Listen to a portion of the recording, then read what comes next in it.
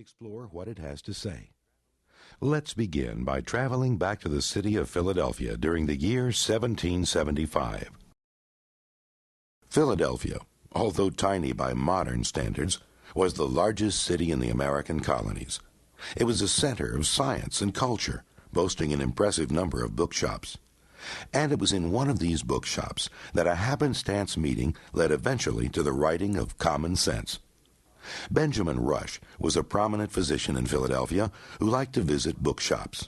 A good place to browse was Robert Aitken's bookstore and printing shop. Aitken was a well-known printer, and his shop was noted for its books defending American liberty. On a fateful day early in 1775, Benjamin Rush visited this store and was introduced to an Englishman in Aitken's employ. This Englishman had arrived in Philadelphia the previous year with letters of introduction from Benjamin Franklin. The Englishman's name was Thomas Paine. Thomas Paine emigrated from England after trying his hand at various occupations, from corset maker to tax collector. In America, he hoped to establish a school for young ladies. Instead, he accepted Aitken's offer to edit a journal called the Pennsylvania Magazine. I brought with me letters of introduction from Dr. Franklin. The terms of Dr. Franklin's recommendation were a worthy, ingenious gentleman, etc. My particular design was to establish an academy on the plan they are conducted in and about London, which I was well acquainted with. I came some months before Dr. Franklin and waited here for his arrival. In the meantime, a person of this city desired me to give him some assistance in conducting a magazine. The work turned out very profitable. Benjamin Rush took a liking to Thomas Paine, especially after reading an article by Paine attacking slavery. Paine was a talented writer, and like Rush, he favored American independence. The Continental Congress was currently meeting in Philadelphia, so the city was buzzing with political activity. A forceful argument for independence presented now would be especially well-timed, because it might win over some of the many delegates who longed for reconciliation with England. Benjamin Rush had considered publishing a defense of American independence, but he abandoned the idea. Why?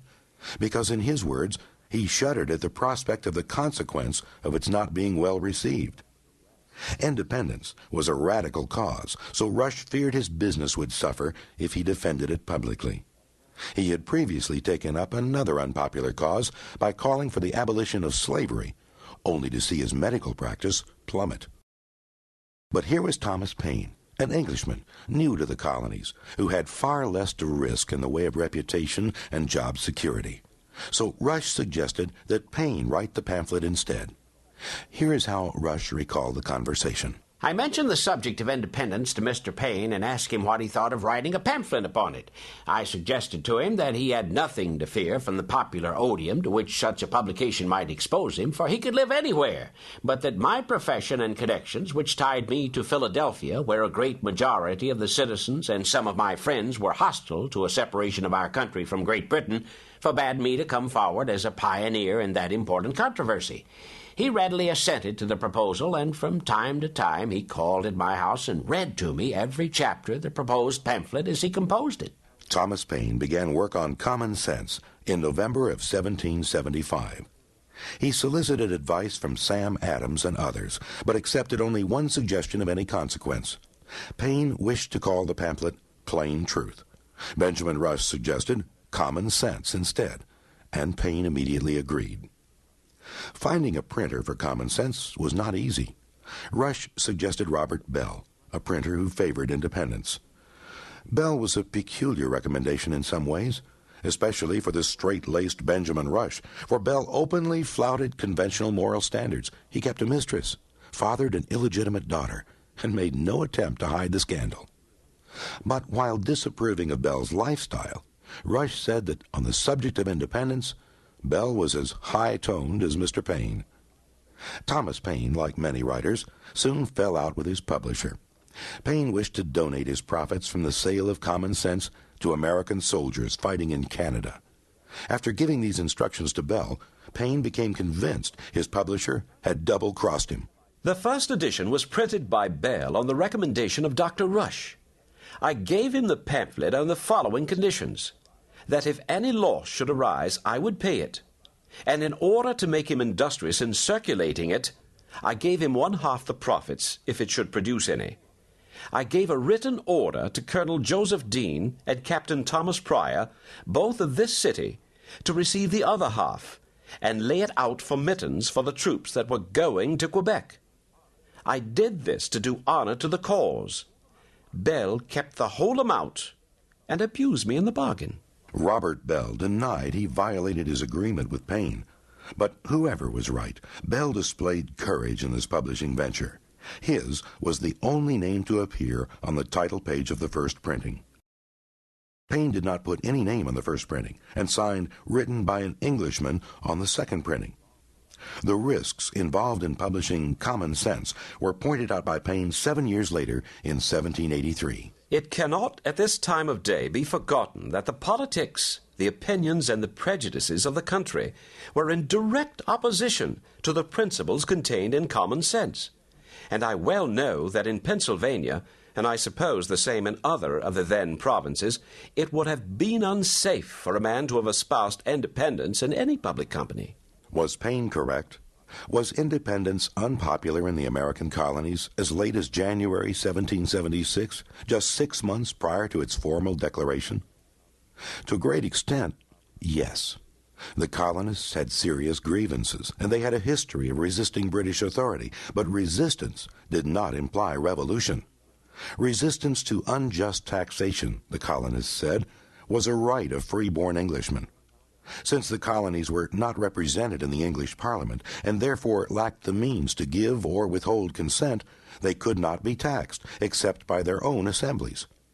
This principle was tested in 1765 when Parliament passed the Stamp Act. This was an attempt to raise revenue by taxing paper. All bills of lading, legal documents, newspapers, and so forth had to carry a special stamp indicating payment of the required taxes. The Stamp Act triggered organized resistance in America. The tactics of resistance included petitions, economic sanctions against England, and occasional mob violence. Internal British politics unrelated to the Stamp Act aided the American cause. A power shift in 1766 placed Lord Rockingham at the head of the British ministry. Rockingham opposed the Stamp Act, and he was supported by English merchants suffering from the colonial boycott of English goods. Parliament repealed the detested Stamp Act, while insisting this did not undercut the principle involved. Parliament retained the right to tax the colonies in theory, even if that right was not exercised in practice. Thus, at the same time it repealed the Stamp Act, Parliament passed the Declaratory Act. The Declaratory Act stated Parliament's position in no uncertain terms. The colonies in America have been, are, and of right ought to be, subordinate unto and dependent upon the imperial crown and Parliament of Great Britain. The King's Majesty, by and with the advice and consent of the Lords Spiritual and Temporal, and Commons of Great Britain, in Parliament assembled, hath, and of right ought to have, full power and authority to make laws and statutes of sufficient force and validity to bind the colonies and people of America, subjects of the Crown of Great Britain, in all cases whatsoever. When news of the Stamp Act's repeal reached America, the colonists were jubilant. Too jubilant, perhaps. Only a few colonists noticed the ominous implications of the Declaratory Act. It was widely dismissed as an attempt by Parliament to save face. But the Declaratory Act was more than a face-saving device to a young and ambitious English politician named Charles Townshend. Townshend pushed a Revenue Act through Parliament. This act taxed various commodities entering the colonies, including glass, paper, and tea. Townshend predicted an annual revenue of £40,000 from this measure, which could be used to pay the salaries of royal officials stationed in America. This money would not materialize from a mere decree of Parliament, however. Money had to be collected in American ports, so Townshend strengthened the power of customs officials. Smuggling, above all, had to be severely curtailed. Smuggling was the weak link in any effort by England to tax colonial imports. Did Parliament have the theoretical right to tax the colonies? The two sides could argue until they were blue in the face, but as a matter of hard fact, a tax on imports raised the price of those commodities.